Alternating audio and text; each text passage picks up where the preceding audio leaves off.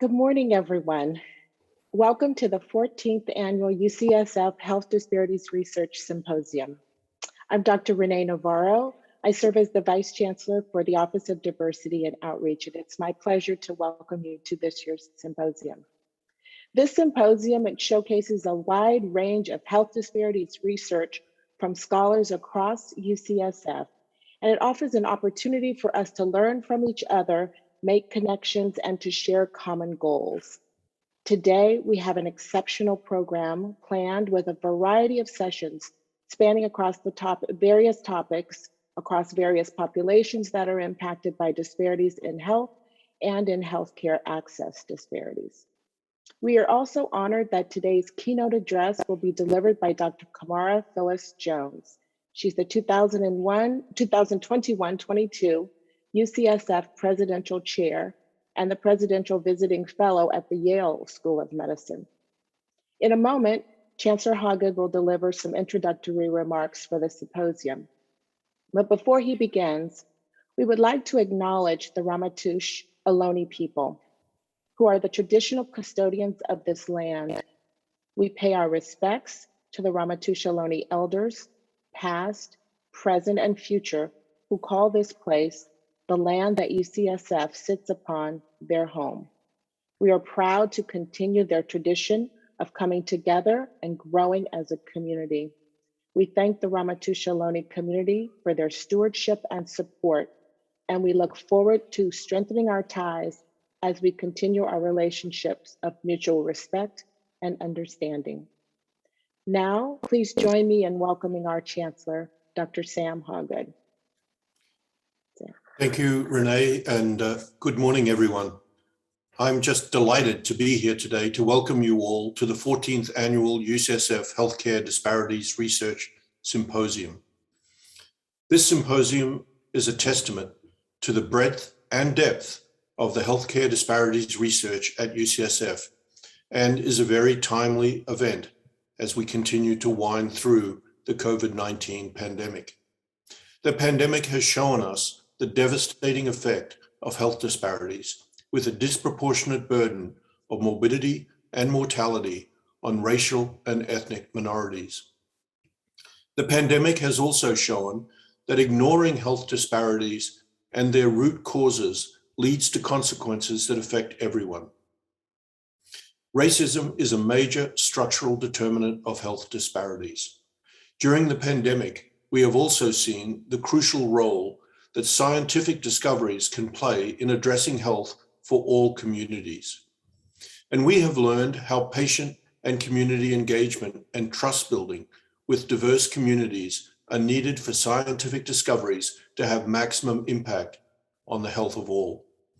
I'm so proud that UCSF is a leader, not only in basic and clinical science research, but also in population research, community engaged research, and health equity research. We still have a long way to go despite all the progress over the last several years. We recognize the need to invest in structures that help our researchers conduct health disparities research, as well as work with our local communities for health equity. The recently formed UCSF Anchor Institution Initiative is one such example. I am proud of the work of the Office of Diversity and Outreach to promote diversity, equity, inclusion, and anti-racism. We recently made a major investment in this work through the UCSF Anti-Racism Initiative. The Office of Research is also committed to structural changes to promote health disparities and health equity research. Out of the 7 cores in our Clinical and Translational Science Institute, at least 3 are working on this, with first a community engagement core, second a diverse population core, and third a policy impact core. We supported a UCSF task force on anti-racism and equity in research, one of the pillars of the Anti-Racism Initiative. The task force consists of faculty, staff, trainees, and community leaders, and has generated nearly 150 recommendations to improve our institution. I am very happy to announce that we are implementing the most immediate of these recommendations, establishing the position of an Associate Vice Chancellor for Research Equity, Diversity, and Inclusion, and a Committee on Anti-Racism in Research. We know that a person is not healthy if a part of them is not doing well, and a population is not healthy if some communities continue to have disparities. The work that you are discussing today is absolutely crucial to UCSF's mission to advance health worldwide and to advance health for all. Because without health equity, we don't have health. So thank you for the work you do, and I wish you great success for the symposium that will follow today and tomorrow.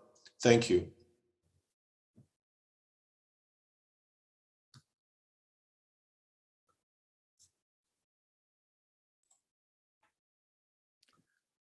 Thank you, Chancellor Hawgood, for the commitments that you made to address health disparities and health equity research. Hello, everyone. My name is Tung Nguyen. I'm a professor of medicine here at UCSF and a member of the Scientific Program Committee for this symposium. Before I get into my remarks, I want to express some gratitude because oftentimes we do this at the end, and I want to do it when you all are here. First, I want to thank all of you, the presenters and the attendees, for your commitment to health equity in the research arena. This work needs all hands on deck, and I'm glad you are with us. Second, I want to thank Vice Chancellor Navarro and Assistant Vice Chancellor Alejandro Rincon of the UCS Office of Diversity and Outreach for this symposium, the 14th annual. This is a showcase for the great health disparities and equity research being conducted at UCSF and neighboring institutions, and has also been a community building event. And I, for one, can't wait for us to be back in person. But just as our communities have learned to cope, so we will, to build community virtually.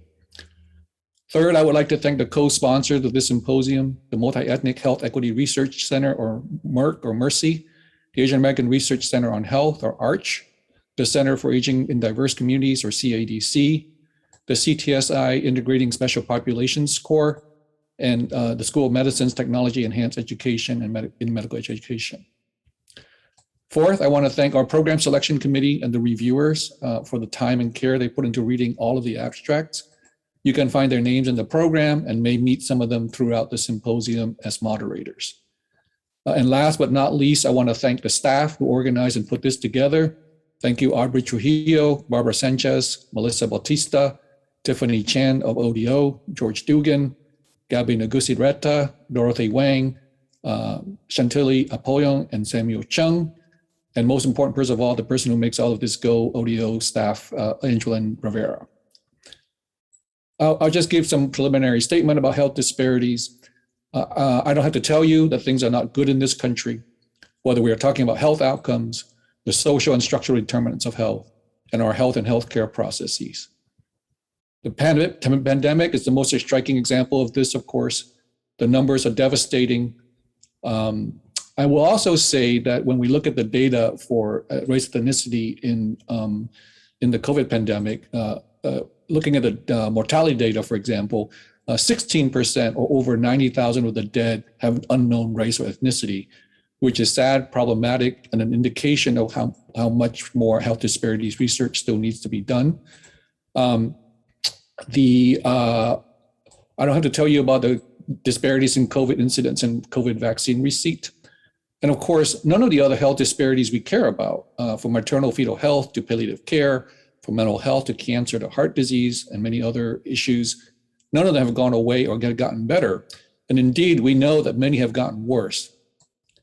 And the racism, many of us who are older cannot believe that has become worse because it was so bad before, but it has. So this is a challenge we face. This is also the opportunity. There is no longer any denial of health disparities. There's no longer any denial of the social determinants or the racism. There are new investments being made by the NIH on health disparities research. Communities are activated. Anti-racism research is emerging as a field. And in particular, the debate over the COVID vaccine has highlighted the importance of health disparities and health equity research. On the one hand, we have this demonstration of the power of basic and clinical science research. to create and test the efficacy of multiple vaccines over the course of only 12 months. And on the other, we had this demonstration of the forces at work that prevent the widespread implementation of vaccine delivery, the kind of issues that is at the core of health disparities and health equity research. Your work in health disparities and health equity research matter more than you know. We are not a niche field. What we are seeing with the health issues, the mistrust, the politicization of health and healthcare seen in the non-Latinx white population during this pandemic, they are issues that we have been dealing with in health disparities and health equity research for decades. The framing that health disparities research only applies to the particular health disparity population is itself a major scientific bias that has hurt both the minority population and the majority population. They want to know how to reach non-Latinx white people who are resistant. Look at the health disparities literature.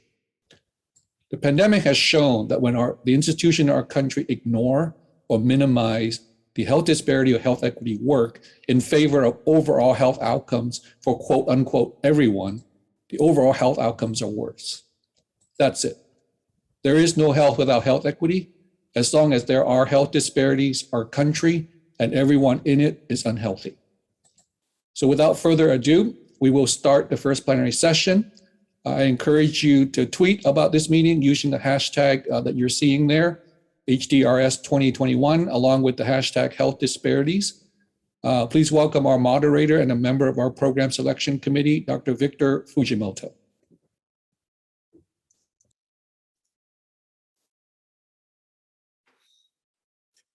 Good morning, everyone, and thank you all for making the choice to attend our symposium. We are extremely appreciative of the interest and the momentum that you provide. I have been involved with the Health Disparities Symposium for many years, and I've seen it grow over time. Today we have three fantastic speakers covering very broad, diverse subjects, and we hope to, from a housekeeping standpoint, we hope to stay on time, and our goal is to be able to finish in time so that all of you can transition over quickly to the poster sessions virtually. So, with that in mind, I will go ahead and ask our first presenter, Yazmine Carrasco, to go ahead and share her screen.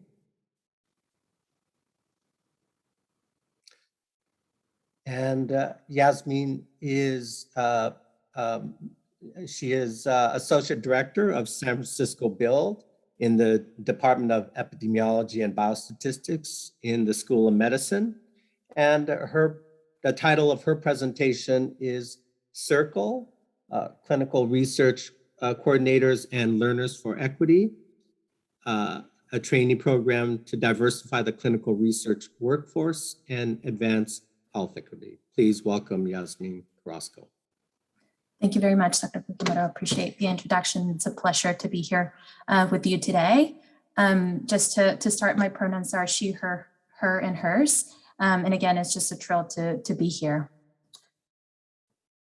So the development of this program has been a collaborative effort between partners from different institutions, departments, centers, and programs, such as SF Build, UCSF's Cancer Center, CTSI, and the Health Resources Department.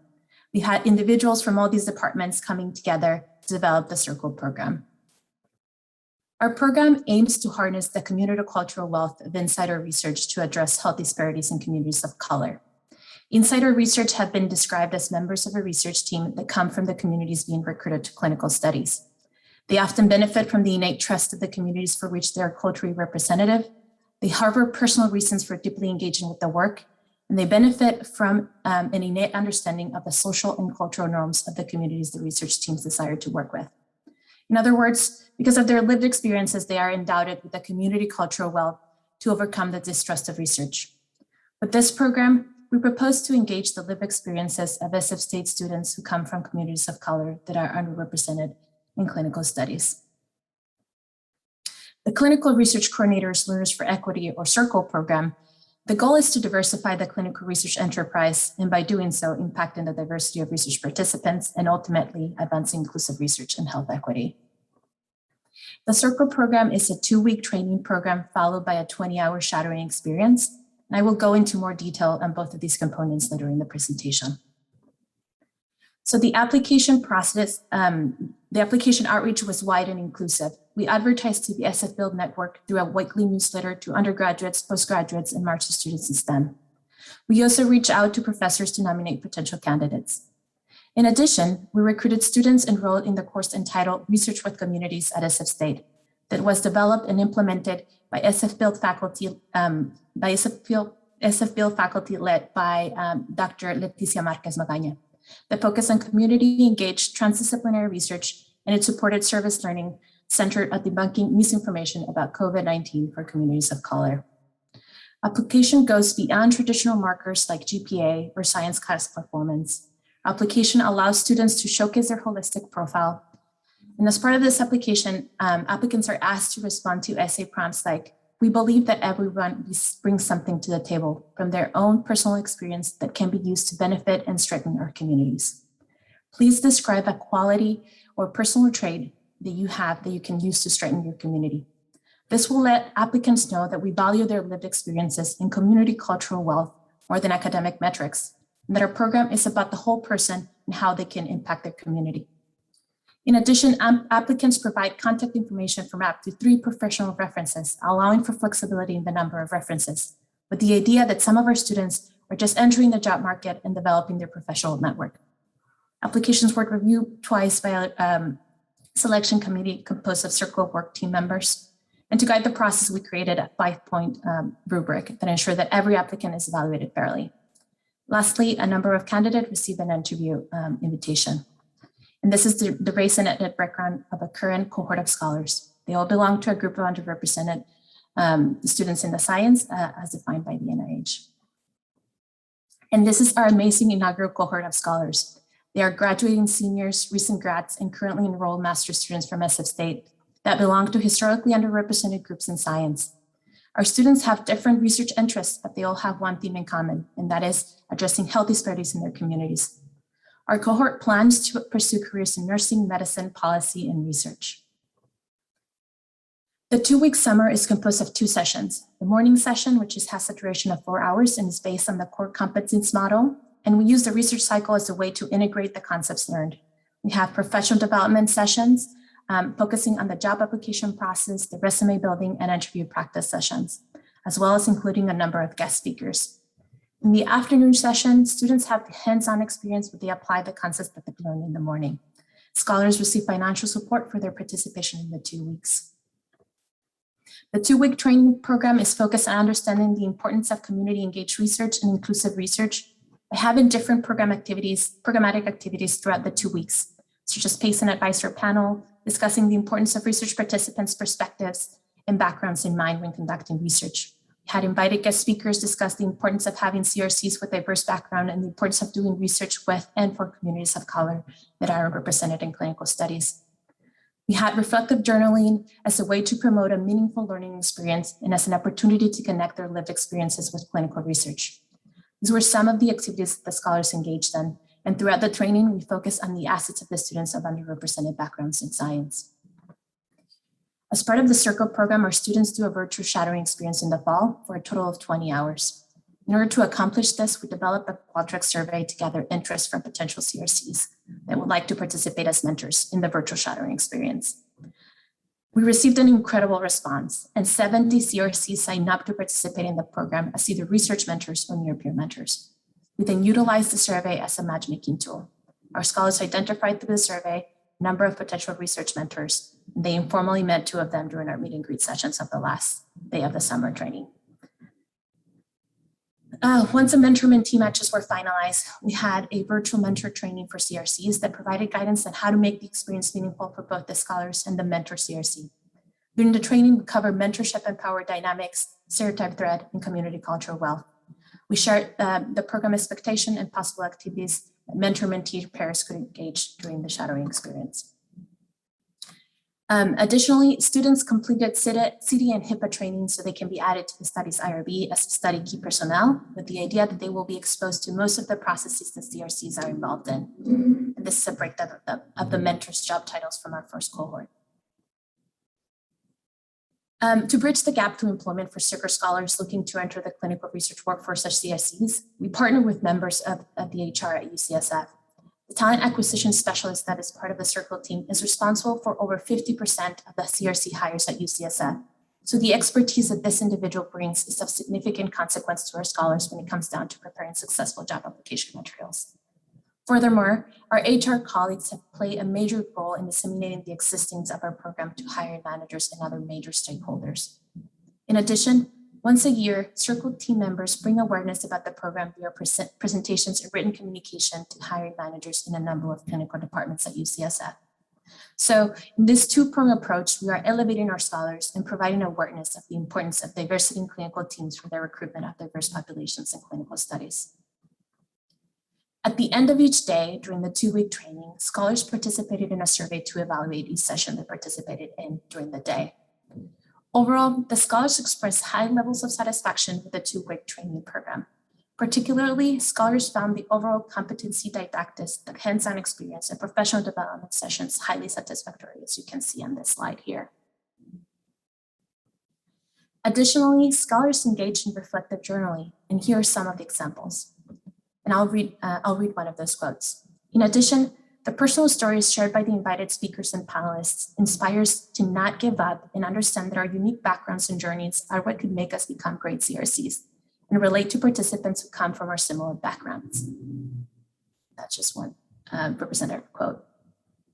In addition, at the conclusion of the program, scholars participated in an exit survey to evaluate the shadowing experience and program overall. 9 out of 10 scholars stated that the CIRCL program helped their confidence, self-efficacy to be a CRC. If I had not done the training, I would not feel competent to be a CRC. This program not only exposed me to clinical research, but affirmed that I was capable of being a CRC. This is some of the early outcomes of our program. 8 months after the end of the CIRCL program, 7 scholars obtained paid positions at UCSF, and 9 applied or planned to apply to graduate or professional school. In terms of next step for Cohort 2, which is currently underway, we included community members whose voices and experiences are needed as part of the clinical research enterprise. In addition, we'd have partnered with UCSF's Anchor Institution Initiative. As you may know, UCSF is categorized as an anchoring institution and as a place that can leverage their economic power and human intellectual resources to improve long-term health and social welfare to communities they're a part of. One of their goals is to hire and promote people from under-resourced populations. So we have partnered with this initiative to bring UCSF employees that are interested in following a career in clinical research, and 3 individuals from this cohort are currently participating in our program. Finally, a collaborative training program for historically underrepresented individuals created by an academic research intensive institution such as UCSF, and a minority serving institution such as SF State, shows promise for diversifying the clinical research workforce and clinical research participants. And lastly, I just want to acknowledge the team that made all of this possible. And first and foremost, our CIRCL scholars who make our program be where is that? And with that, thank you so much.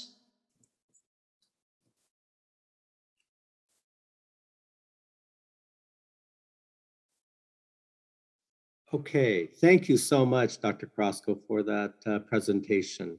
To the audience, if you have questions and all questions, if you can go ahead and type them in to the Q&A, the question and answer box.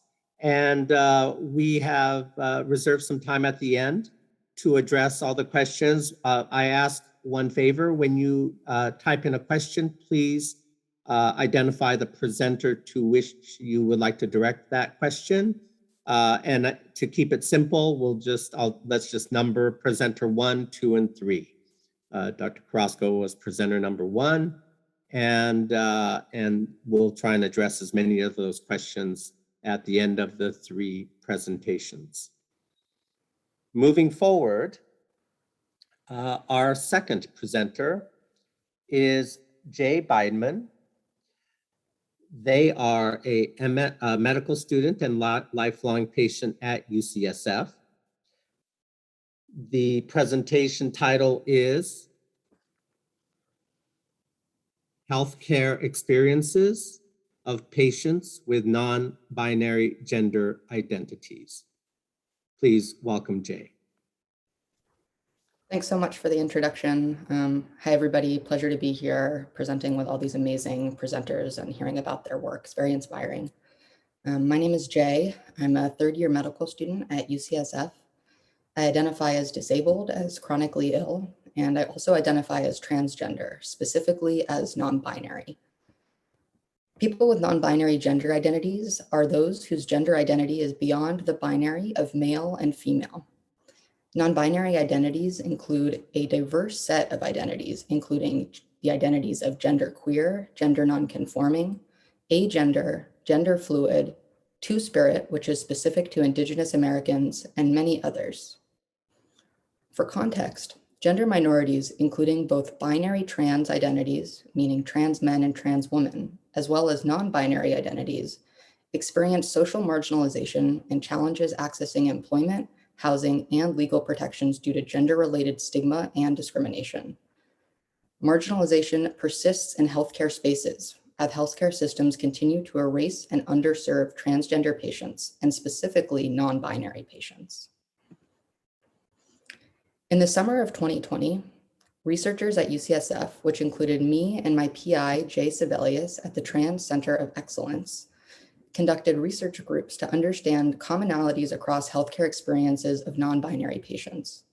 The study included 3 focus groups with 24 non-binary adults nationally across 24 zip codes. All study facilitators and the lead identify as non-binary. Of all participants, over half were Black, Indigenous, or people of color, half of which had a chronic health condition or disability, and all of whom were English-speaking and over the age of 18 years old. Some results from the study, before getting into specific quotes from participants, are that non-binary patients experience frequent negative healthcare experiences, including misgendering, invalidation, and pathologization within healthcare spaces. I'll break down each of these terms for you all. Misgendering is when you refer to a person using language that does not align with their gender identity or their affirmed gender, and this often leads to feelings of discomfort and erasure by healthcare systems. Invalidation refers to verbal or nonverbal communication that sends a message that a patient's non-binary gender identity is irrelevant or illegitimate. Many participants in our studies described feeling very frustrated when they corrected their healthcare providers around the names that they would like to go by or the honorifics they would like to use, and the providers would subsequently ignore the correction.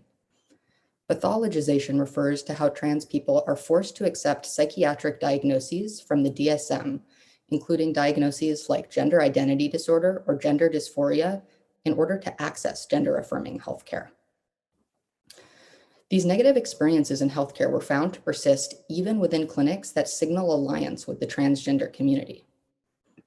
In order to cope with these negative experiences that are very frequent, many participants described avoiding healthcare entirely, concealing their non-binary identity within healthcare spaces, and specifically seeking out providers who are matched in terms of gender minority status and/or race. Here are some quotes from the study. There were so many different pronouns in use in my medical record. They never asked, so they kind of guessed. Several participants described never being asked their gender identity by their healthcare providers, while others described having the correct pronouns and name used to their face, but that providers would document the wrong name and pronouns across all of their medical records, leading to feelings of distrust and betrayal when patients accessed their records. Here's one patient's experience with pathologization. There's no way to put a preferred name or even pronouns or gender. My doctor put in my record that I had gender identity disorder as a way to mark me as trans. It was very disconcerting. Many patients, when they disclose their gender identity, are seeking validation and for the correct name and pronouns to be marked in the chart. They're not saying that they have criteria to be diagnosed with something like gender dysphoria, which requires that patients experience distress, but many patients who are non-binary experience no distress. They just have a diverse gender identity outside of male and female. Several participants noted that self-advocacy for their lived name and gender sometimes led to feeling more authentically perceived by and safe around healthcare providers. Despite this, many participants felt uncomfortable self-advocating due to fears of judgment and/or discrimination. Here's a quote from one participant on the intersection of being Black and non-binary and how these identities informed this participant's ability to self-advocate safely in healthcare spaces. As a disabled Black person, one of the main reasons why I can't correct providers, why I don't feel comfortable doing so, is because I don't want to be seen as angry or violent or non-compliant. From the study, we created recommendations for providers and for health systems, and I'll first go through the recommendations for providers. 1, ask every patient their gender identity and pronouns. It doesn't need to be asked by every provider in every room, but during each clinic visit or hospitalization, patients should have an opportunity to provide their identity and pronouns in writing or verbally. Next, we can use the correct name and pronouns for patients in their medical records. There's not much sense in asking and eliciting gender identity and pronouns if we then document patients in a way that directly invalidates their gender identity. Next, we can be open to corrections. Mistakes happen, and it takes courage from patients to self-advocate. Respect the self-advocacy by self-correcting when patients offer alternative terms and forms of address. And individually, we can each advocate for our patients and share the research within our circles to change the practice of care so that non-binary patients can be made to feel welcomed and safe when they access care. Next are some recommendations for health systems.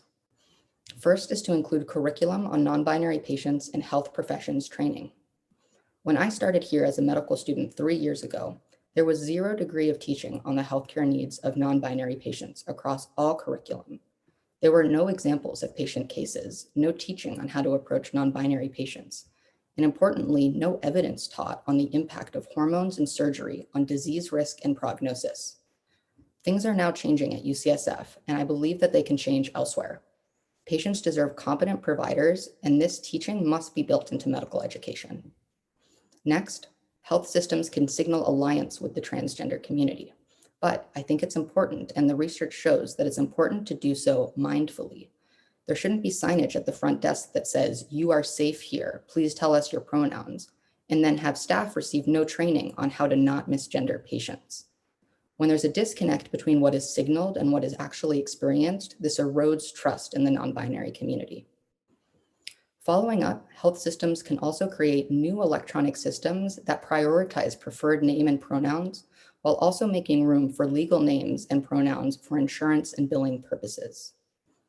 Lastly, health systems must invest in bringing in diverse non-binary people, particularly BIPOC non-binary people, into the provider pool so that patients with shared lived experience can feel safe and represented when they go to seek care. Overall, gender-affirming practices and care are largely missing from our healthcare system. The lack of support from both clinics and providers toward non-binary patients is invalidating and ostracizing. And lastly, allowing non-binary patients to feel safe in clinical spaces will require active allyship on the level of providers, universities, and health systems. Thank you all for your time today, and thank you to the participants and to my research group for making this work possible.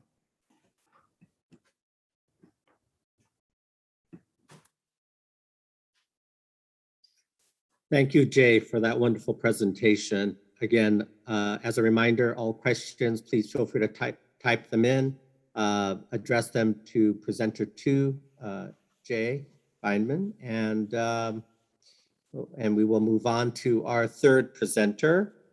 Our third presenter is Orlando Harris. He is an assistant professor in the School of Nursing, and the title of his talk is Factors Related to COVID-19 Vaccine Uptake in Black American Communities. Please welcome Orlando. Thank you. Good morning. I would like to take this time to acknowledge our team who all made this research possible. I would also like to extend a special thank you to both Drs. Porter Colon and Dr. Johnson for using their position and privilege to create space and opportunity for me to present this work today. Black Americans comprise over 13% of the US population, which is roughly around 41 million individuals. There are currently 12 million Black Americans who are fully vaccinated, which is approximately 38% of individuals aged 18 and older. Factors such as mistrust as a result of historical unequal treatment have negatively impacted Black Americans' attitudes towards consent to invasive medical procedures or participation in biomedical research. The goal of our research was to gain an in-depth understanding of vaccine intentions among Black Americans aged 50 and caregivers. Conducted a qualitative study in the San Francisco Bay Area and Detroit, Michigan from July to September 2020. We proposed the following research questions in order to gain better insights into Black Americans' concept of trust and vaccine acceptance. We conducted 8 virtual focus groups, 4 in Detroit and 4 in the San Francisco Bay Area.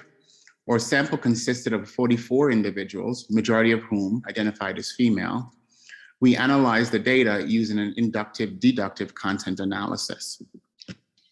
We identified 4 themes, those 4 themes around uncertainty, systemic abandonment, decrease in trust, and resistance to COVID-19 vaccine.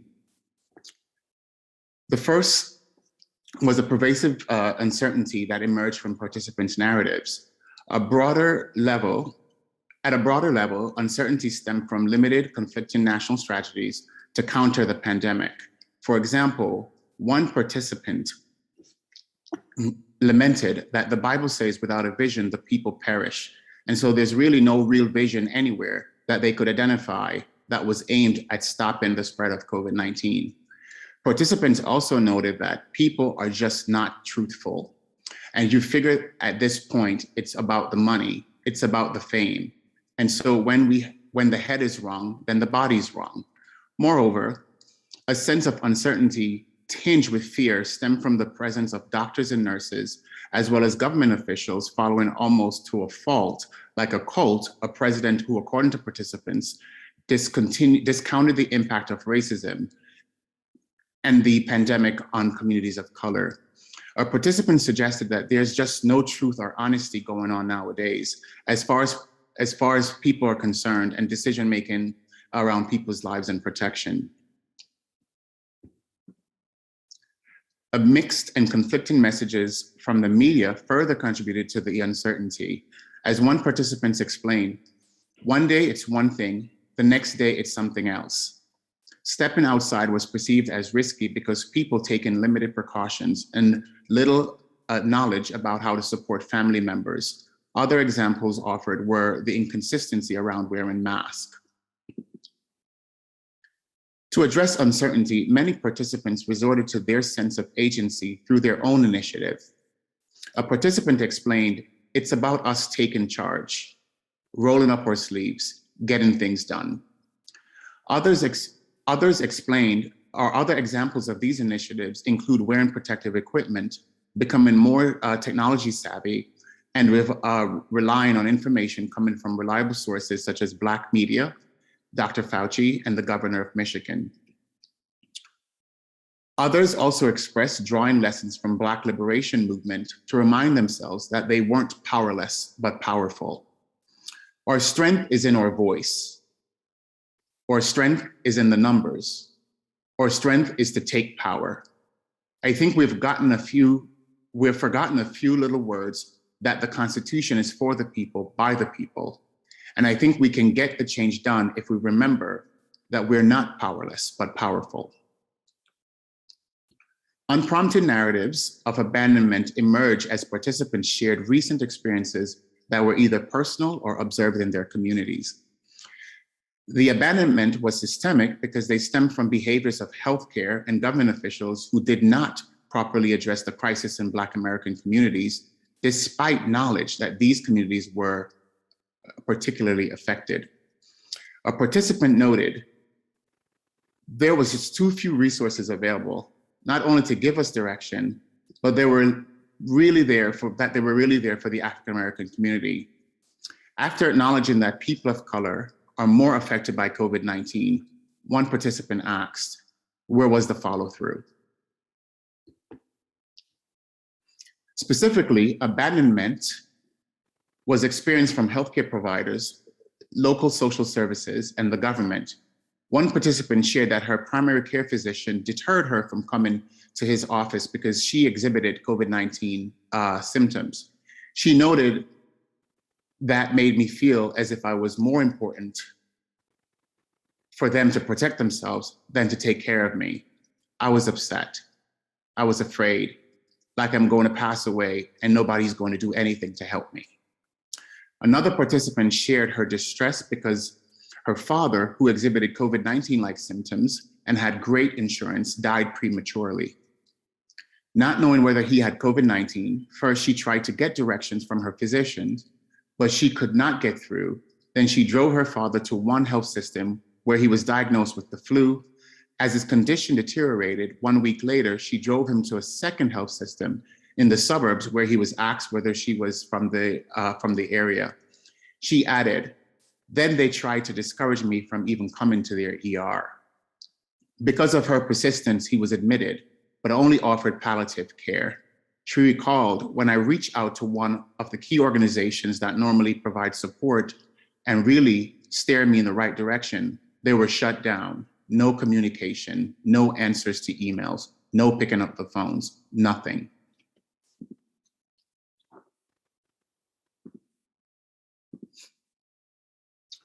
Participants expressed feeling as though they were left on the back burner. Their narratives fed one another as they explained that Black communities were not served before or at the same time as more affluent white communities. We got the crumbs of everything, a participant said. Black American communities had to wait longer to get treatments, host testing sites, and receive services, as well as masks and gloves. Our participants emphatically asked, how could you forget us? The third theme that emerged was a decrease in trust. When asked whether their idea of trust changed in any way following the pandemic, most participants replied that they felt less trusting. Unprompted remarks on overall low trust levels were often heard, like, my trust level has always been low, pre-pandemic, post-pandemic. As a Black man, even when life is good, it can be rough. The management of the pandemic was perceived as a test of how responsive institutions, be it academia, local government, state government, public health institutions, were towards Black American communities. Often their expectations were not met by institutions. As one participant explained, I have a very different perspective on this trust because of the broad, egregious manner in which Black American families were denied care. A few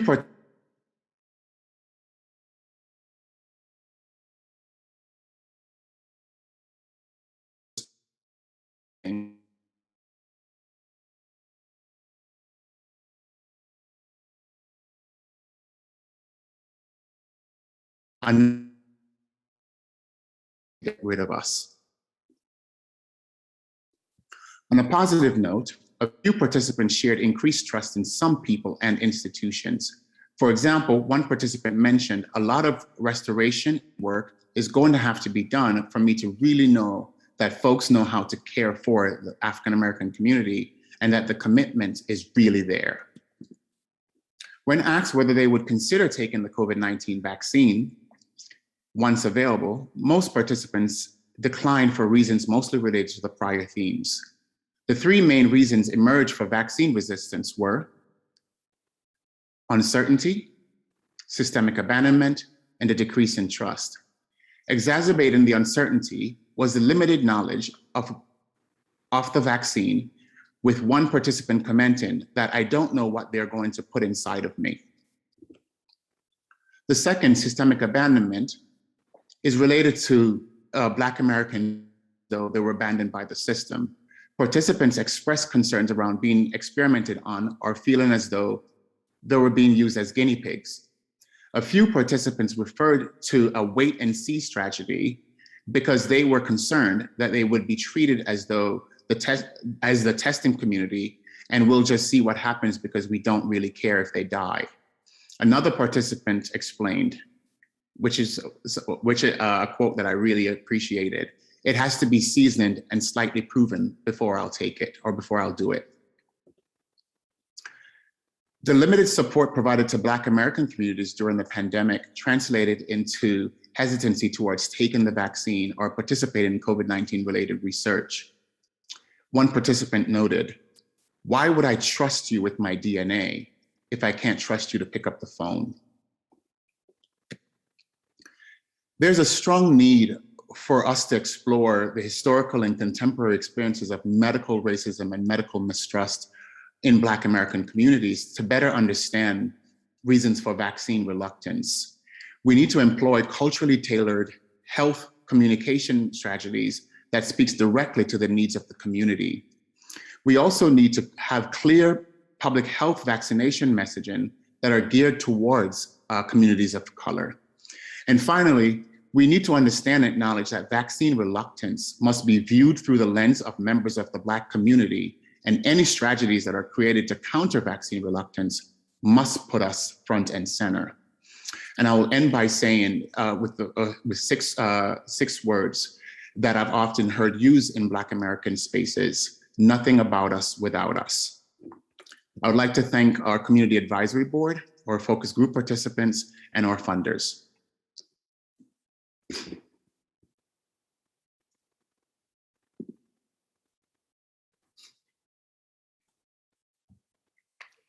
Thank you, Orlando, for your presentation. It was terrific. I am now opening up the session for questions. We have a few. And if I could have the presenters ready to go here. Let's see here. The first question is for presenter number 1. Dr. Carrasco, the program sounds great. How do we connect with these folks to possibly hire them onto our research team? Question mark. Thank you for that. Yeah, that music to my ears. Definitely, I am one of the point persons that you can contact if you're interested in hiring a student. We usually communicate a lot of job opportunities to our cohort of scholars, as well through our SF Build network, which it's tied into our SF state students as well. So definitely feel free to reach out to me, and I can share my contact information, my email, which is my first name, last name at ucsf.edu. Question number 2. I believe it is also for presenter number 1. I have heard from colleagues that it may be a challenge to convince hiring managers to hire CRCs with a CSU degree, parentheses, structural classism, question mark, over others with degrees from more prestigious institutions. What would Circle leaders say about the unique value of learners coming through the CSU, question mark? Yes, thank you. Thank you for that question. And definitely that is one of the reasons why the Circle program was created, to confirm and sort of break those misinformations that may be seen in some of those hiring managers, and really showcase our students what they bring. It's a plethora of assets and community cultural wealth. So they really benefit sort of from the innate trust from those communities that are often recruited into clinical studies. So I think that is an incredible asset that it's perhaps overseen, but I think that we're definitely showcasing and elevating our students and those different assets that they bring as part of our program and as part of communities of color. Question number 3 is directed to presenter number 2, Jay Bindman. Can you share the research you commented on around how providers can better signal alliance with the trans community, question mark? You were discussing the need to go beyond signage in waiting rooms for training staff and providers on supporting non-binary patients. I'm interested in learning more about how providers can better support non-binary binary patients? Thank you so much for the question. So the recommendation overall for clinics is to signal alliance in a way that is actually backed up by individual providers being gender affirming. And those recommendations were on the prior slide. Things like asking patients their gender identity and pronouns, using those name and pronouns in medical records, being open to correction, and advocating when you see other staff in the environment not gendering patients correctly. I can give one example of an additional quote that I think gives some insight here. I think something that's been really uncomfortable for me is when I'm in a clinic that says it's mindful of these things, and I'll be upfront about what pronouns I use, and then I get misgendered throughout the entire session. It's like I came in with this expectation and it was pretty much immediately ignored. So it's basically suggesting that there's order in which to do things. One is to get staff trained and competent in gender affirming language. Once those skills are under the staff's belt, then you advertise to the trans community. You can't start by signaling alliance because you'll further erode trust as opposed to building a sense of partnership. Thank you. I believe this next question is for Dr. Harris. Are there plans to continue this study to get a larger pool of responses, more diverse responses from this community as the pandemic continues to evolve? I guess I'll answer that in a couple of ways in terms of, I'm sure in terms of the work that I'm doing around COVID-19 among Black and Latinx men, that's one way I can see this work continuing. And the other is just looking at the experience of contemporary and historical medical mistrust and medical racism among older African Americans. So there are ways that this project is continuing, but just with they're asking different questions. Okay. And again, to Dr. Harris, the next question is, I saw the statistics for COVID vax in the Black community. How does that compare to other racial ethnic groups? I think that's an excellent question. Just looking at the data a couple months ago from the Kaiser Family Foundation, there was a slight difference in terms of racial uptake of COVID-19 vaccines, where you had white Americans was roughly around 65%, with Black Americans a little under 50%. And just looking at those same numbers a few days ago, both Black and white vaccination rates are equal in terms of over 70%. The unfortunate thing, though, is that when Kaiser and a couple other agencies had done polls to ask whether or not Americans were interested in taking the vaccine last year, half of the US population had indicated that they weren't interested in the COVID-19 vaccine. But once the vaccines start rolling out sometime earlier this year, a lot of studies just started emerging and articles in the printed press that just dubbed and labeled Black Americans as vaccine hesitant. And many point to Tuskegee, point to all sorts of things. And what you saw from our research is not necessarily that folks were just hesitant because they didn't want the vaccines. There are underlying issues like mistrust, racism, abandonment that was really fueling vaccine reluctance. And like I said, the numbers are really on parity now in terms of they're equal in around vaccination rates for both Blacks and whites. But again, that narrative is still lingering in out there around Blacks being more vaccine hesitant. And Orlando, I think there's another question for you. How do you expect your abstract recommendations will influence UCSF services to the African American community? Yeah, that's a great question. I heard that the Chancellor Hoggood's comment earlier around even the hiring of a new person at the rank of assistant vice chancellor or something like that. And I would say, in thinking about some of the recommendations that I made, and I love Jay's point around you can't talk about allyship without giving teeth to many of these positions that are being created. How are we going to enhance health equity here at UCSF, not just for the folks who are doing the research, but also for the patients that we serve? I saw an article that was recently published that talks about health disparities and health disparities research funding that was released from NIH. And it basically labeled white researchers as health equity tourists, because with all this funding that was released, most of that funding went to white researchers and not to researchers of color who are really truly doing health disparities work. So I'm hoping that here at UCSF, we'll not only talk about health equity, but actually walk the walk of health equity. Great, thank you. Next question is for Jay. Are you aware of the current questions asked by UCSF Health on gender identity? Do you feel they are adequately inclusive of trans non-binary people? Yeah, I think this is a great question. I think the questions are excellent, but there's a couple problems with them. One, these questions aren't asked. I've observed a lot of clinical care this year, and mostly the times that I've seen people ask gender identity is when I remind people that this is an important and medically relevant question to ask.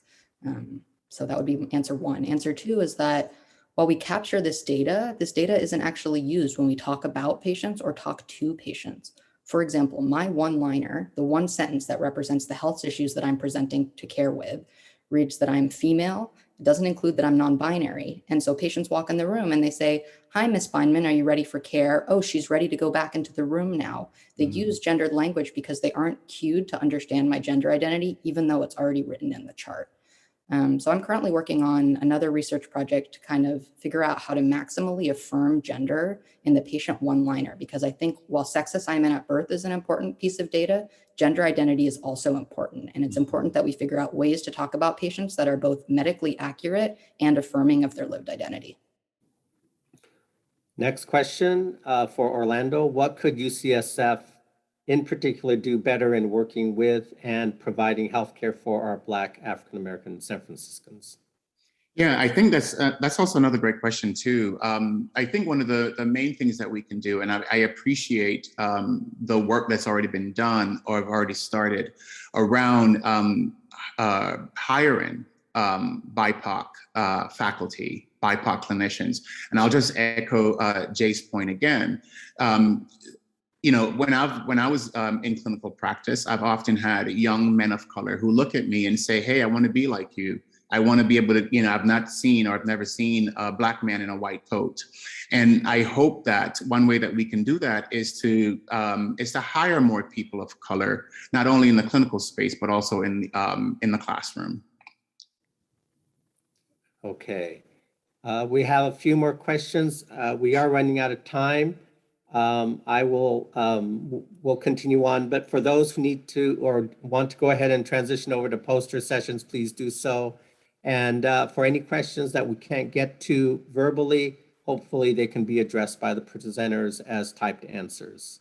Next question from Leah Carliner is for Orlando. Do you think things have shifted in terms of vaccine trust in Black African-American communities?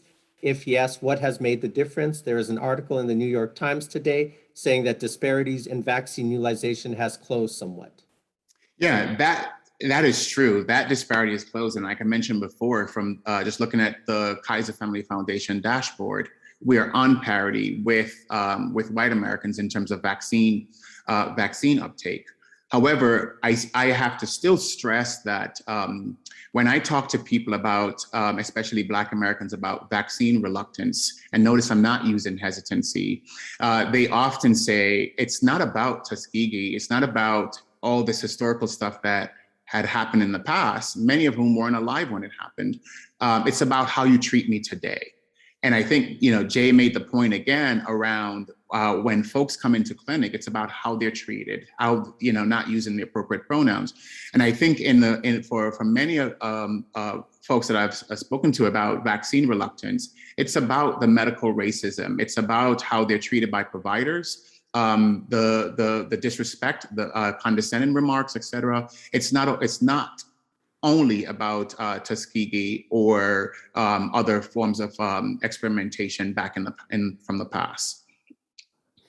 Next question, again for Orlando. How helpful was it to have a community advisory board, and how helpful was it to have different communities in California and Detroit? Yeah, I would say super helpful. It provided, having both locations, it provided diversity of opinions. However, I will say, even though it's two different locations, the themes are the narrative was somewhat the same. I will say having a community advisory board was super helpful, and it goes back to the last point I made for my presentation. A failure of public health and public health messaging is often that we create these one-size-fit-all framing. And so I will end this question by finally saying again that for many communities of color, especially Black communities, you cannot create anything for them without them. They have to be at the table, helping with making those decisions, helping formulate research questions, et cetera. These questions are for Dr. Carrasco. Dr. Carrasco, an additional support available to the CRCs hired at UCSF from your first cohort. In other words, to continue the amazing work your team has done and to reduce attrition of such essential additions to our healthcare workforce, ? Yeah, that's a great point. Yeah, we continue to create community with our former scholars. We communicate with them often. And so they have participated in the second group of our second cohort as panelists, and one of them as a mentor. So they very much, at least we very much try to stay as part of our community. We say that once you're part of Circle, you're part of Circle forever. So yeah, definitely, that's a great point that we want to continue to create that community for them. And as well as part of a SF Build broader program, there are other ways and alternatives that they can still be connected to our broader community within SF Build as well. Another question, Yasmin, is do you think that your program would work as a model for younger BIPOC community members that might strengthen the pipeline? Absolutely. I think there are different avenues where this model can be implemented. For example, even within the CRC, the minimum degree to be hired as a CRC is as a high school diploma. So I think there's ways where a similar model platform can be utilized, absolutely, for younger kids. Okay, and then one last question, Yasmin. From your experience in your work with CRCs, are there also plans to expand pipeline work, professional development into research administration, the infrastructure that supports research projects? ? This is great. Yeah, that's a great question.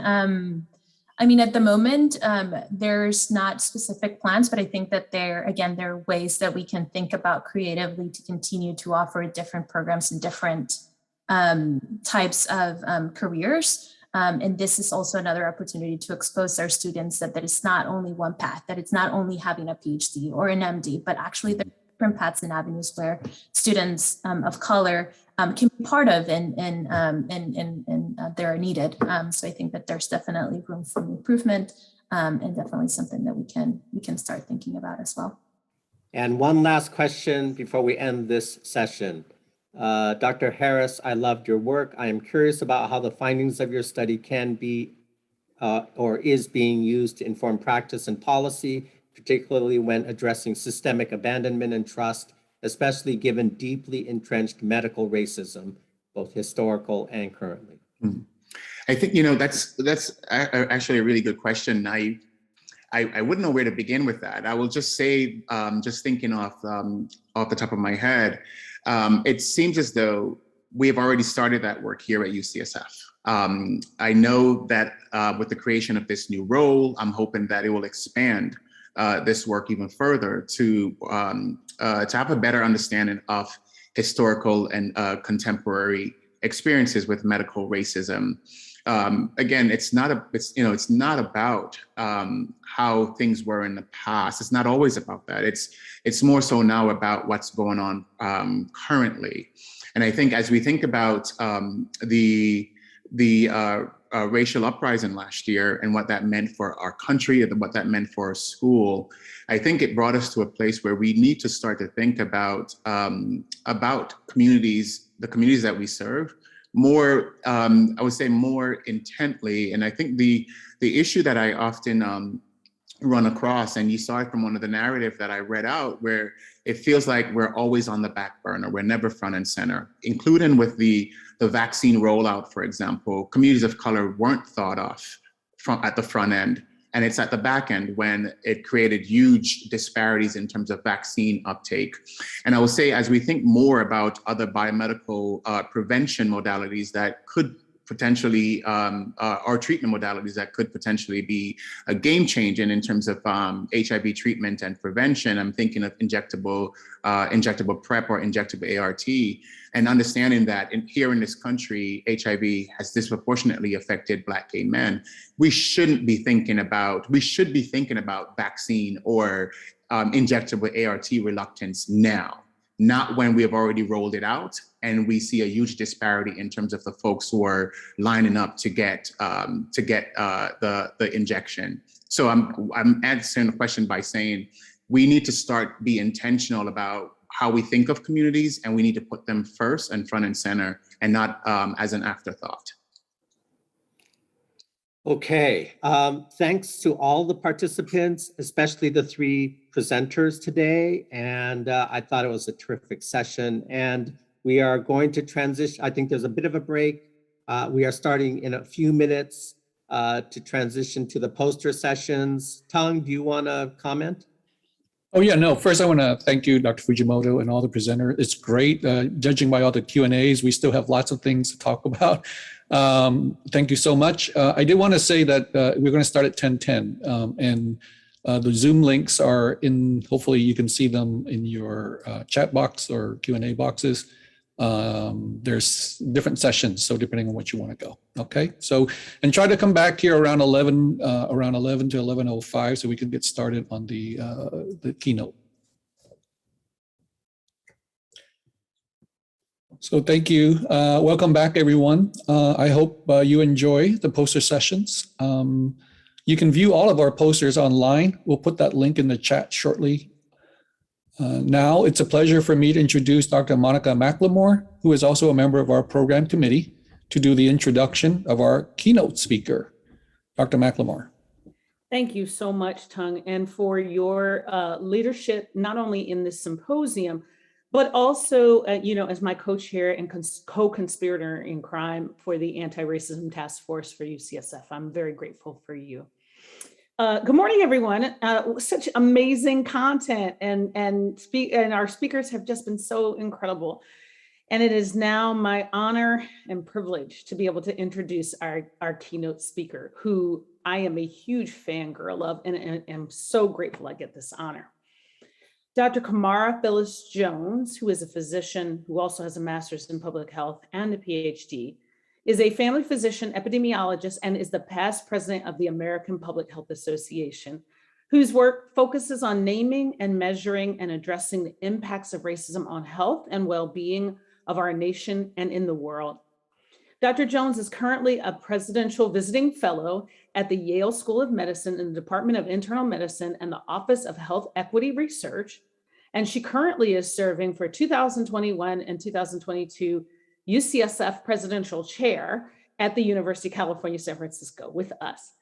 And she was named in 2019 and 2010, the Evelyn Green Davis Fellow at the Radcliffe Institute for the Advanced Study of Harvard University. She taught for 6 years as an assistant professor at the Harvard School of Public Health from 1994 to 2000. She served for 14 years as the chief medical officer at the Centers for Disease Control and Prevention from 2000 until 2014. And she is currently an adjunct professor at the Rollins School of Public Health at Emory University and an adjunct associate professor at the Morehouse School of Medicine. Dr. Jones's allegories on race and racism illuminate topics that are otherwise difficult for many Americans to understand or discuss. And recognizing that racism saps the strengths of the whole society through the waste of human resources, she aims to mobilize and engage all Americans in a sustained national campaign against racism. Due to unforeseen circumstances, Dr. Jones could not be here with us live, but we are fortunate that she recorded her keynote, and I'm very much looking forward to learning from her and hearing from her.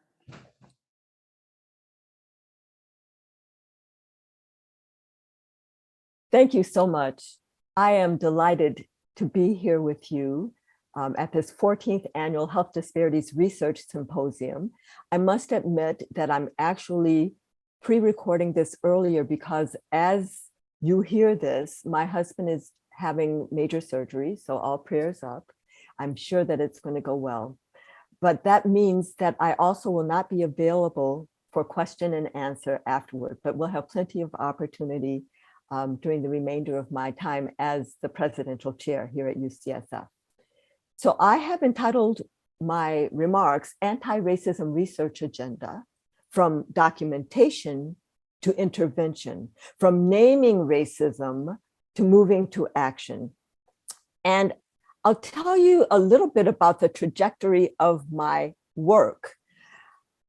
As many of you know, decades ago, I started out interrogating race, the variable race, and what did it measure and why were we so, routinely documenting race-associated differences in health outcomes. And so some of that work included examining the use of race in the epidemiologic literature. Some of it included making recommendations to epidemiologists on distinguishing between race and racism in the practice of epidemiology. So I started out as a family physician and epidemiologist, really understanding race is not biology and moving to racism. And then in my work on racism, I started my storytelling, my allegories on race and racism. So my Gartner's Tale, with which many of you might be familiar, I gave out my first definition of racism. Well, in the Gartner's Tale, I talked about 3 levels of racism and our need to address structural or institutionalized racism if we're going to set things right in our society. And then afterward, I provided a more global definition of racism that I will share with you today. But my work on racism continued. I even started proposing new ways of measuring racism by understanding race as socially assigned race. I even started saying, yes, and we in the health professions need to address racism. That is not for the sociologists or educators or other people. And I even started expanding my definition of racism, generalizing it to be a definition of any system of structured inequity. So a huge bulk of my work in the middle part of my career had moved from race to racism. And then I moved from racism to anti-racism because as important as it is for us to name a problem in order to be able to address it, that is, we must say the full word racism, we must also move to action. And so the action is anti-racism. And so when I was president of the American Public Health Association in 2016, I launched our association on a national campaign against racism. And in that, I had a year full of columns, 10 monthly columns in 2016, which you might be interested in reading. And I also published Toward the Science and Practice of Anti-Racism, launching a national campaign against racism, where I won't have time to share with you today, but where I describe an anti-racism collaborative with 8 collective action teams. And now, in the midst of anti-racism, as UCSF is, as an institution, as many of you have been for over the whole course of your careers, and some of you are venturing, becoming maybe health equity tourists. Well, that's all right if you learn enough, if you're partnering with community, if you're partnering with colleagues. But what I have come to recognize in our anti-racism work, that the anti-racism work is not just recognizing the structures and dismantling the structures, but also taking into account the barriers to our work. That is, proper anti-racism would have predicted perhaps that after a President Obama would be a President Trump. That is, we have to anticipate the barriers in our way. And one of the huge barriers in this nation is racism denial. And we must confront that racism denial. I have come to understand racism denial as the big black hole in our universe. In this country. A black hole in the universe is called that because you can't see it, but it's so massive. And in fact, the reason you can't see it is it's so massive that when light gets anywhere near it, it sucks it in. And racism denial is the black hole in our US setting.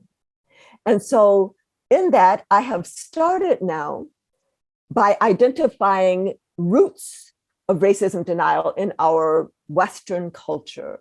I used to call them 7 barriers to achieving health equity, 7 social barriers, cultural barriers.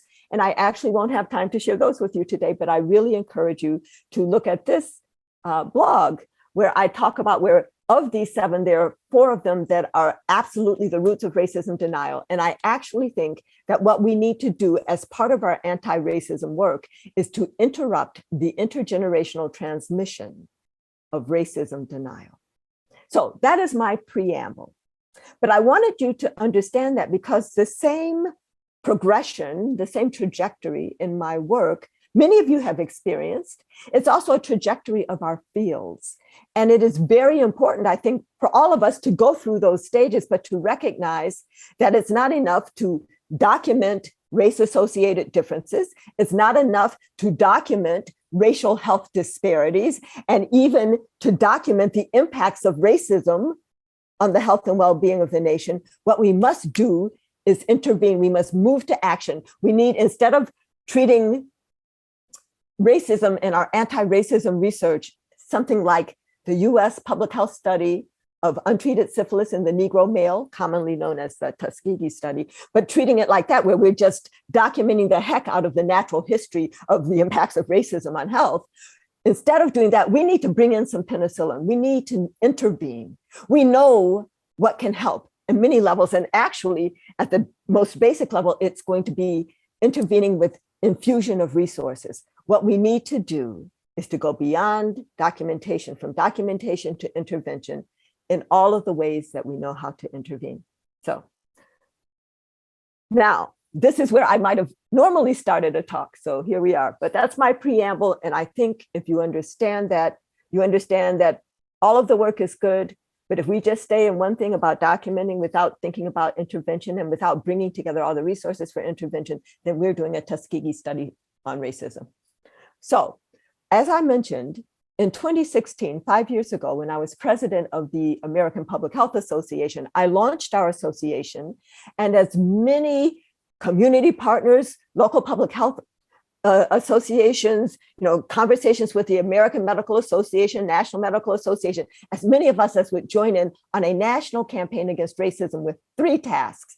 The first, of course, is naming racism, because you must name a problem in order to be able to address it. But as important as naming racism is, it is necessary, but insufficient. So we must move to action. The second of the 3 tasks is asking, how is racism operating here, to identify levers for intervention, targets for action, laying out the landscape. But even that is insufficient, that descriptive work. The third task is to organize and strategize to act. Of course, individual action is good too, but real power is in collective action. So over the next, maybe now 35 minutes that I've left for myself, I am going to share with you some tools, just a little smidgen of it for each of these 3 tasks, really understanding that here we are at a health disparities research symposium. Let me say that out of my national campaign against racism in 2016, it launched the first of what are now 217 local jurisdictions, so city councils, county commissions, states at some level across 41 states that have made formal declarations that racism is a public health crisis. You may know that the CDC director made such a declaration this past spring. You may know that the American Medical Association made such declarations last fall, a year ago, and that the American Public Health Association from back in 2016, and in our policy statements from way back in the day, right? This is good. But again, as we look at naming racism and then moving to action, I encourage you to go to the American Public Health Association website, to go to their map where they're looking at and documenting all of these 217 declarations across 41 states. Click through and see, is the declaration associated with money? Is it associated with new policy? Is it associated with investment or inviting people to decision-making tables or going into community decision-making tables? We need to look at that. And even if it is just a declaration saying we recognize that racism exists, please hold us accountable. I also want to share with you 4 key messages, even at that level, that I think all of us must have. The first key message is that racism exists because, as I've just told you, racism denial is staunchly held by many in this nation. Not only does racism exist, racism is a system. Racism saps the strength of the whole society. And yes, we can act to dismantle racism. So if you don't remember much else of what I'm going to tell you, I hope that you can hold on to these 4 key messages, because these are the key messages that you should have with your colleagues and your family members and neighbors and children and all of that. But they also might be 4 key messages that help you organize your research directions. So I'm going to share with you just one of my allegories today. And this one is the one that I use when I have just a few minutes to help a group of people understand that, yes, racism exists. Now, what do I mean by allegory? Well, I have developed so many teaching stories to help people understand so many messages about racism, most of them based on something that I saw with my own real eyes. The story that I'm going to tell right now, which has the moral, racism exists, I call Dual Reality, a restaurant saga. And it was based on my experience as a first-year medical student, when one Saturday, like most Saturdays, I had awakened early, hit the books because I was very studious, very diligent. It was about mid-afternoon. I was head in the books. Some of my friends came over. And did they distract me from my studies? Oh, no. Oh, no. We all got to studying long and hard.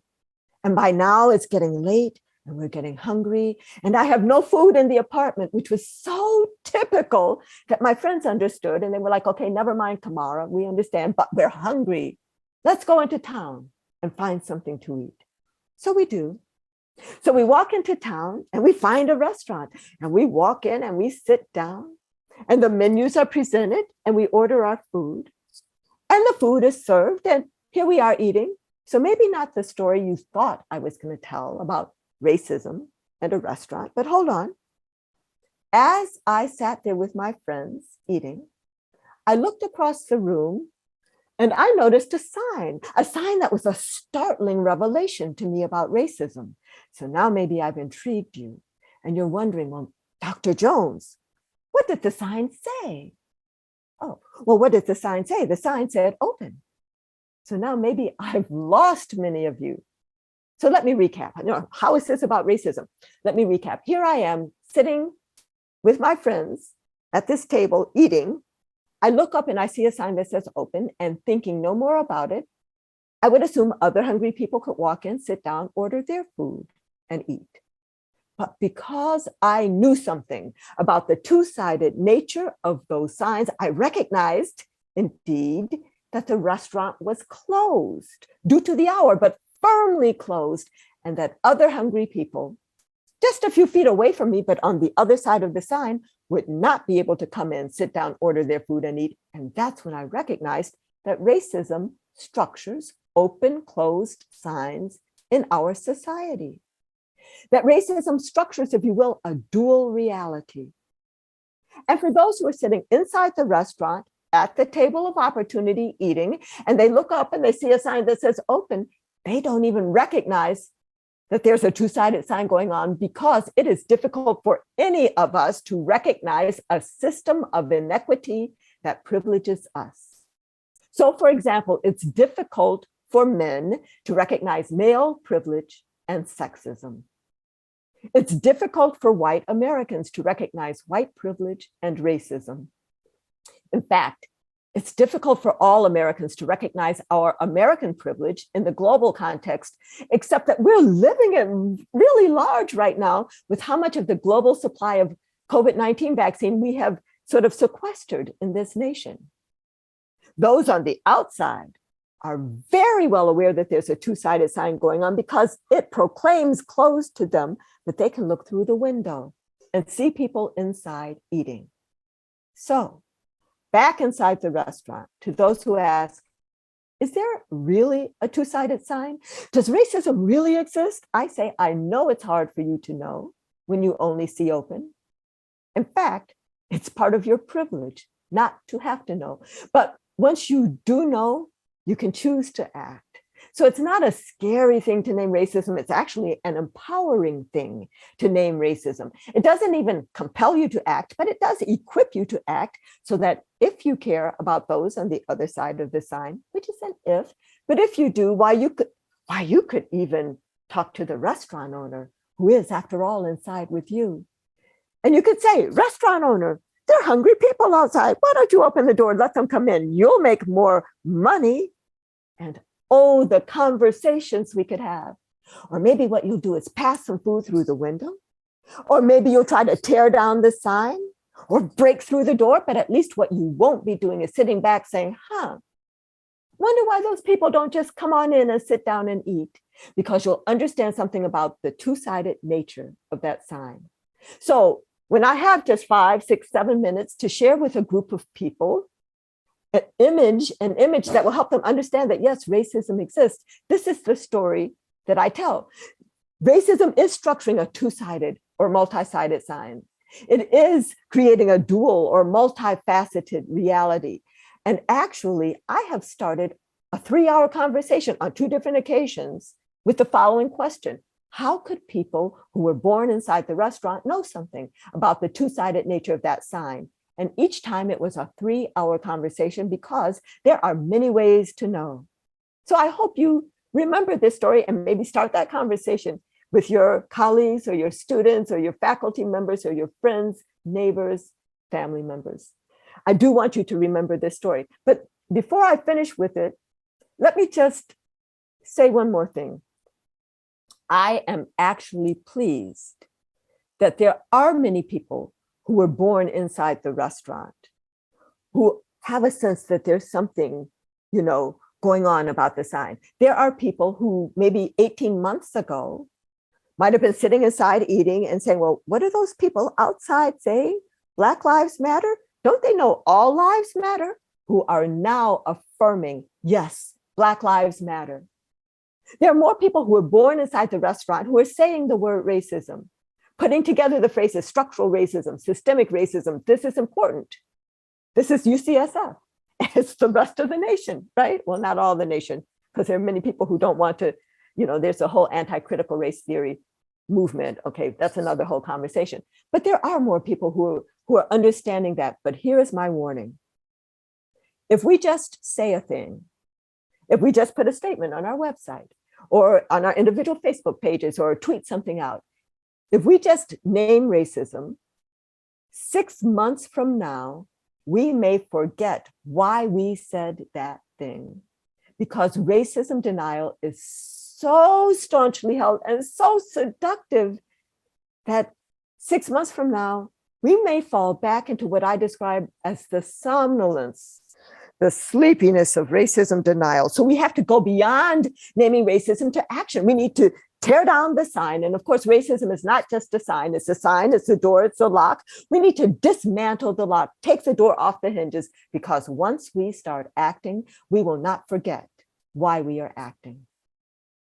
So I know I owe you a fulsome definition of racism. So here is my definition of racism. And first of all, I'm clear every time I say the word racism that I'm talking about a system. So I'm not talking about an individual character flaw or a personal moral failing or even a psychiatric illness, as some people have suggested, even though racism can show up in those ways. But in its essence, it's a system of power, and a system of doing what? A system of doing 2 things, of structuring opportunity and of assigning value. And on what basis is the opportunity structured, and on what basis is the value assigned? It's based on so-called race, based on the social interpretation of how one looks, which is what we call race.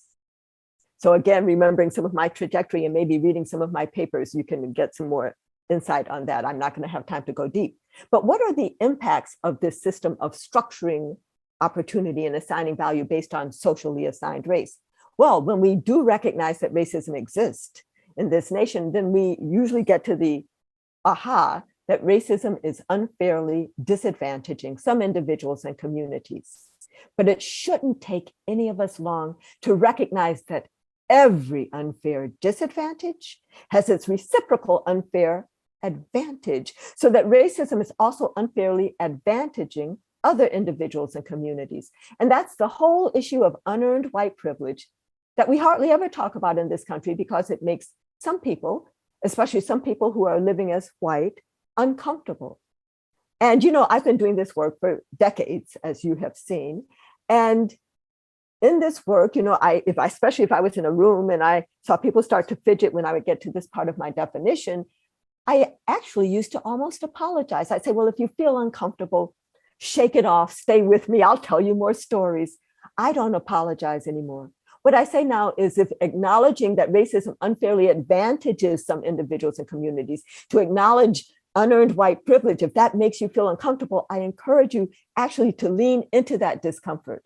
Read some history, go across town and stay a while, because I have come to recognize that for all of us, the edge of our comfort is our growing edge. But there's a third impact of racism that many of us miss, and that is that racism saps the strength of the whole society through the waste of human resources.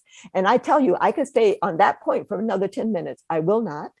But I encourage you to understand that when we don't vigorously invest in the full, excellent public education of all of our children, because some blinders have made some decision makers think there's no genius in the barrios, the ghettos, on the reservations, we can get along very well, thank you, without those kids. When of course there is genius in all of our communities. And if we were only to vigorously invest in all of that genius, we could be doing so much better as a nation or a world.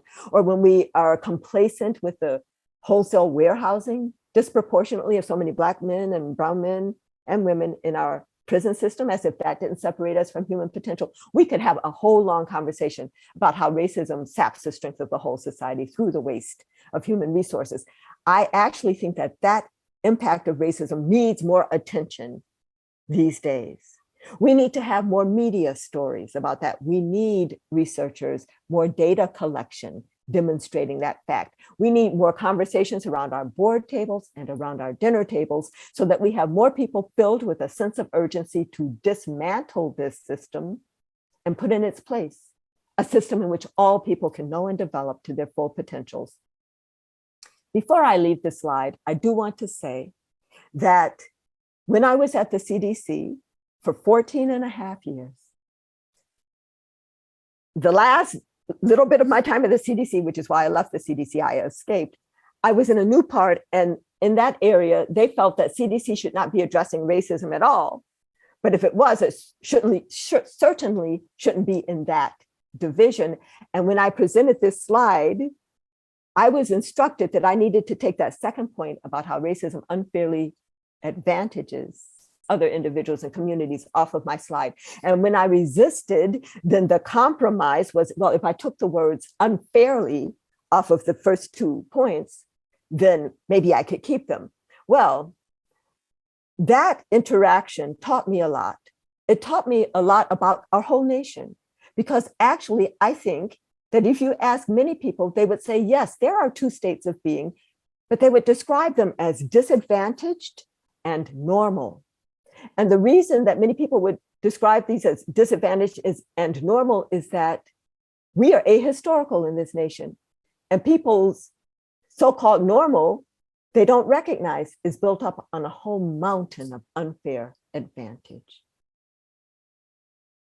I will not have time to share with you my Gardener's Tale allegory. I know many of you may have read that before. Many of you may be teaching it. It's about 3 levels of racism: institutionalized or structural, personally mediated, which some people call interpersonal, but because I know racism is a system, I describe it as personally mediated because it's a system mediated through people, and internalized. I highly recommend that you either get the paper or that you go and watch this 18-minute video. The production value is very 2002. It's almost 20 years old, but the story and the description of the levels of racism are right there, and it is still the same. So I'm not going to go deep in that, just to say that the moral of that story is that if we want to set things right in our garden, we must address structural racism. And when we do, the other levels may take care of themselves. And furthermore, when I defined racism as a system of doing 2 things, of structuring opportunity and assigning value, we must address both of those, because even if we were to compel that red gardener to enrich the poor rocky soil in which the pink flowers have been placed, if we were able to compel that red gardener to enrich that poor rocky soil today until it was as rich as the rich fertile soil, if she continues to prefer red over pink, she will continue to privilege red over pink going forward. So for many years, my story, and maybe the way it's published, I haven't read it in a while, is about opportunity structures primarily, but actually racism does two things: structures opportunity and assigns value, and we must address both if we're going to set things right in the garden. I want to shift gears for just a moment, because here we are, health disparities researchers, to say that I have identified 3 different dimensions of our science, and there are holes in our science. So I just described that I have this, these 3 levels of racism: institutionalized or structural, personally mediated, and internalized. And I would point out that most of the research on racism in health is at the personally mediated level. But it's not just the level of racism.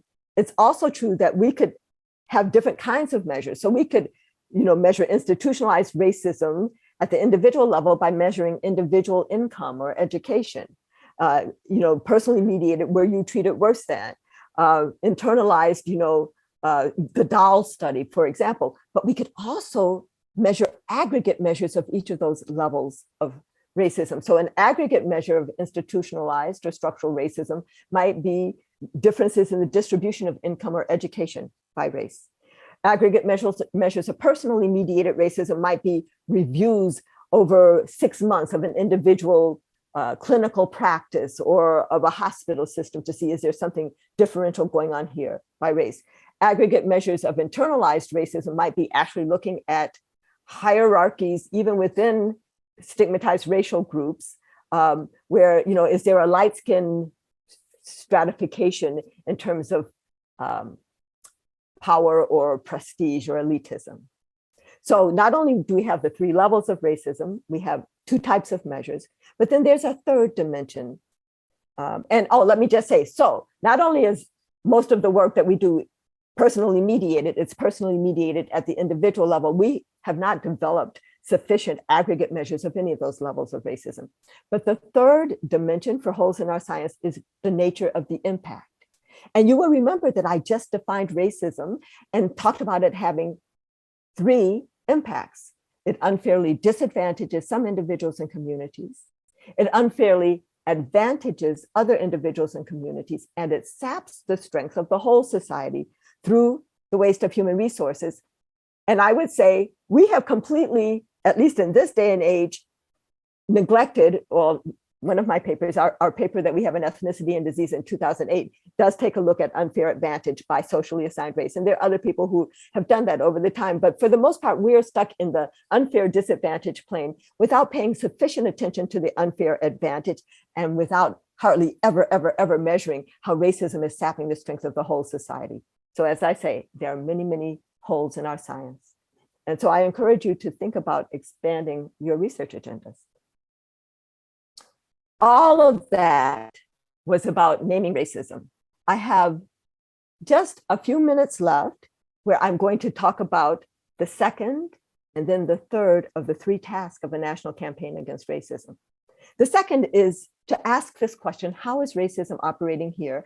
And that is a legitimate question, because racism is not a cloud or a miasma that we can't get a handle on. It is a system with identifiable and addressable mechanisms in our structures, policies, practices, norms, and values, which sounds highfalutin until you recognize that actually those things are the elements of decision-making.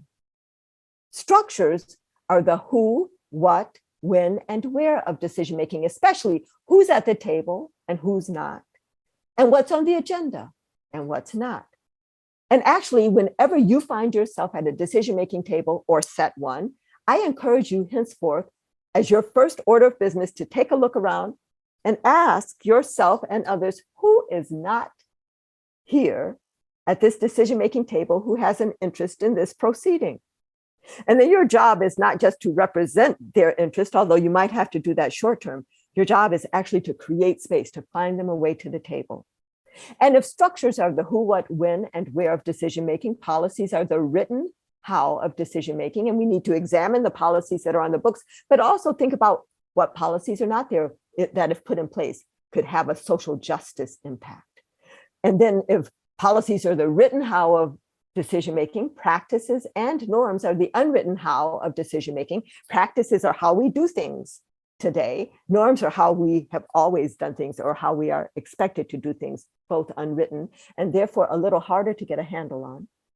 Values are the why.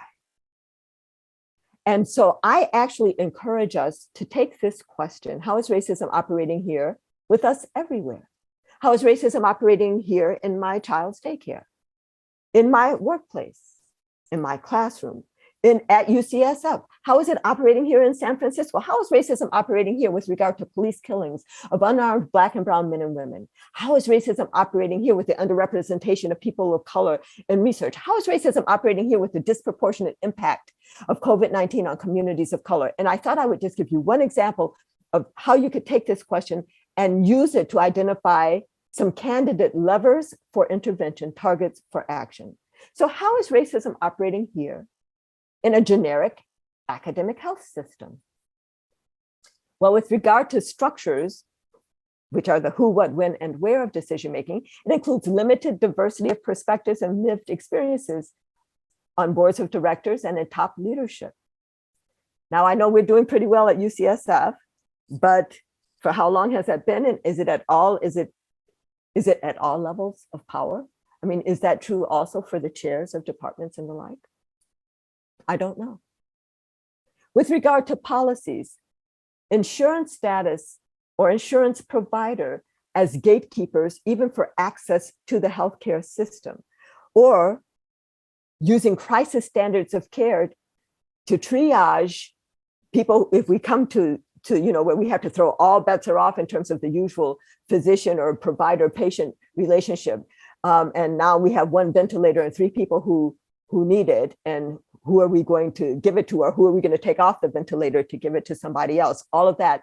When those triage standards include the existence of pre-existing health conditions like diabetes or hypertension, which are disproportionately impacting communities of color because of racial residential segregation with disinvestment and environmental poisoning and all the like. I mean, you see, I'm going very deep on this slide, but when we do that, we are writing racism into our policies. Practices. So the practice of having, and I don't know, UCSF, this is a generic academic health system, but having a teaching service versus a private service, or the practice of see one, do one, teach one. When I was in training decades ago, that's what we did. Really, is that what you want to happen to your mother when she's in the hospital? Or even the training hierarchy that mutes whistleblowing. When a younger trainee sees something wrong or hears something wrong or witnesses something, but they don't feel that they have the standing and the protection to bring that to the attention of the person who did it or anybody else. The norms, where we focus on individual medical care rather than a community health context, which even has implications for COVID-19 and how our nation kind of missed the boat and how to treat that. We were treating COVID-19 as if it were an individual medical care problem as opposed to a public health problem. And that individual focus on testing and masking and all of that made it a huge medical care problem. If we had addressed COVID-19 properly as the public health problem that it was, we would not have and still would not be overwhelming so many hospital systems as we are today. And also the fact that in most places, there's not routine review of individual provider practices. But we need that if we're going to say, is there something differential going on here by race? And values. Now, I told you I wasn't going to tell you, my 7 barriers to achieving health equity, which are the 7 values targets for anti-racism action, but here are 3 of them. Our narrow focus on the individual that makes systems and structures either invisible or seemingly irrelevant. So, what do you mean racism is a system? System, what system? Why are we talking about systems? Our ahistorical stance, where we act as if the present were disconnected from the past, and as if the current distribution of advantage and disadvantage were just a happenstance. and our endorsement of the myth of meritocracy, the story that goes something like this: if you work hard, you will make it. Now, I give you that most people who have made it have worked hard. Not everybody who's made it has worked hard. We have some prominent examples of that, but most people who have made it have worked hard. But yet and still, there are many, many, many other people working just as hard or harder who will never make it because of an uneven playing field, which has been set in place and is being perpetuated by racism, sexism, heterosexism, economic systems like capitalism. All of these systems of structured inequity. And when we deny the existence of these systems of structured inequity, when we deny racism, then we are blaming those who haven't made it for being lazy or stupid. And there are many ways to deny racism. As I said, a lot of people taking the easy way out these days and flat out saying, I don't think racism exists. But there are others of us who are staunchly doing the work of diversity, equity, inclusion, belonging, social justice, anti-oppression, health equity, cultural competence, cultural humility, structural competence, racism. No, oh no, we don't ever say racism. That's the point. We might talk about race, but if we talk about all of those things and we never say the word racism in our national context of widespread racism denial, then we are complicit with that racism denial. Well, these three values, along with white supremacist ideology, which I don't have there, are underpinning those four things. The three I listed here and white supremacist ideology are the roots of racism denial in our nation. And we need to figure out how to address those. Is it going to be the clergy that addresses that? Are schools? Is it, PSAs? What do researchers have to do with it? Do we have to just let those who have these values kind of age out while we interrupt the intergenerational transmission of racism denial? Many ideas, a lot of conversation around that. And also comfort in the status quo, which is a value. You can see I'm talking long, but comfort in the status quo, I think, is at odds as a value with social justice as a value. And I really think there's a huge wall between them, which might have an open close sign on it. Comfort as the status quo, or comfort in the status quo. If you value comfort, then when you get to the edge of your comfort, you recoil. You don't want to lean in and understand that the edge of your comfort is your growing edge. And it's usually because the status quo is comfortable for you. It is benefiting for you. On the other hand, those people who are interested in social justice usually have seen that there is something uneven going on, that there's this wall, that there is a two-sided sign. Many of them actually are on the outside. There could be some people on the inside who ventured outside and recognized it, and now recognize that we have to do something about social justice.